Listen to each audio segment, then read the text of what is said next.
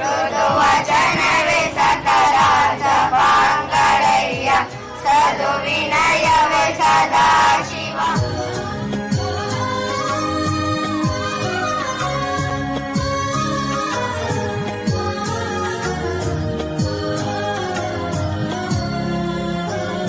ಬಹುದಿನಗಳಿಂದ ಮೈಮರೆವೆಯಿಂದ ಕೂಡಿರುವ ಕೊಳೆಯ ಕೊಚ್ಚೇವು, ಎಲ್ಲೆಲ್ಲಿ ಕನ್ನಡದ ಕಂಪು ಸೂಸಲು ಅಲ್ಲಲ್ಲಿ ಕರ್ಣ ಚಾಚೇವು.